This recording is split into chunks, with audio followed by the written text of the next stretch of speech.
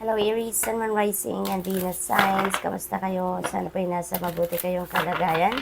Welcome back po sa Star Tarot. Kung bago kayo dito, welcome din kayo. Thank you sa inyong support. I truly appreciate it. God bless you all.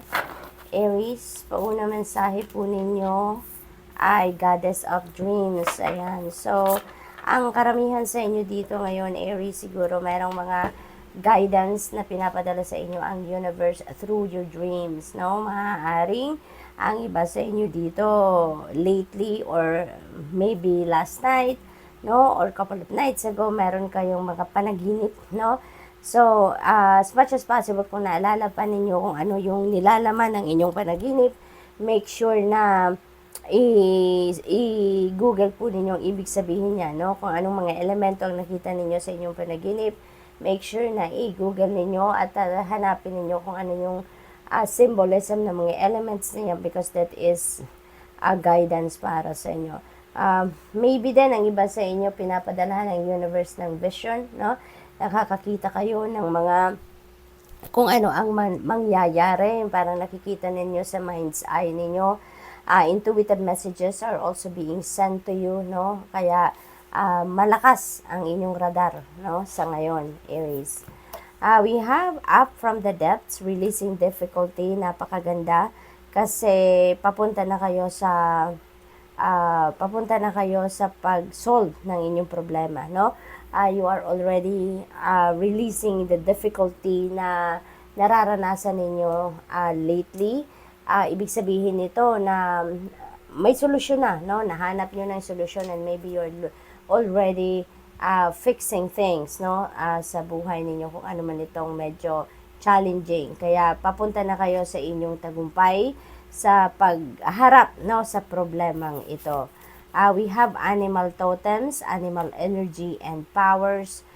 For some of you, Aries, siguro meron kayong mga nakikita na mga specific kinds of animals, no, na never pa ninyong napansin na nandiyan yan lagi sa'yo. Pero lately siguro mapapansin ninyo yan na there is a specific animal, no, na laging nandiyan sa paligid ninyo, lagi ninyong nakikita na live, no, sa paligid ninyo.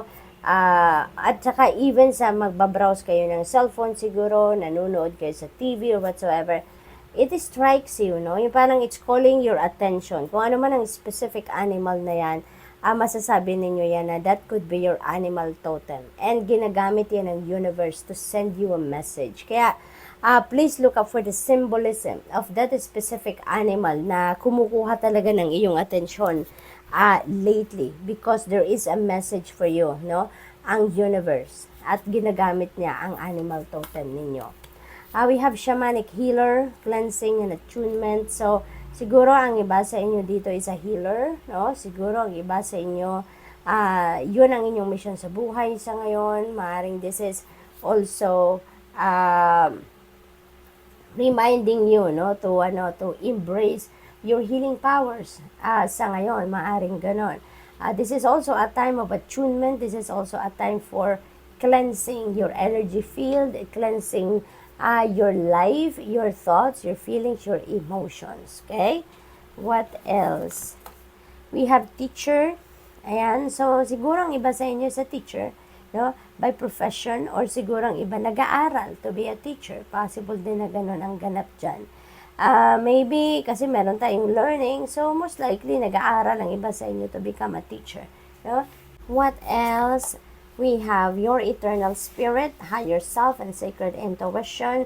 So, this is a reminder for you, Aries, na at this time, maraming gabay talaga ang pinapadala sa inyo ng universe through your dreams, through vision, through your intuition. So, ano kayo ngayon? Mag-tune in kayo, no, sa inyong intuition. Pakinggan ninyo kung ano yung binubulong ng inyong intuition because for sure there are important guidance na binibigay or pinapadala sa inyo ang universe at this time. Okay? We have Archangel Phanuel, hope. There is optimism, there are new beginnings coming your way. So, napakaganda nito kasi meron kayong bagong chapter or bagong phase sa buhay ninyo na sisimulan sa ngayon. And you are going to be gifted with new hope and new optimism. Kaya magiging excited kayo dito, magiging masaya kayo, and you will be, kumbaga, mataas dito yung interest or drive ninyo, di ba? Na yakapin ang bagong sitwasyon na to sa buhay ninyo. We have divine presence. Wow, napakaganda. Yung parang this is the universe, no?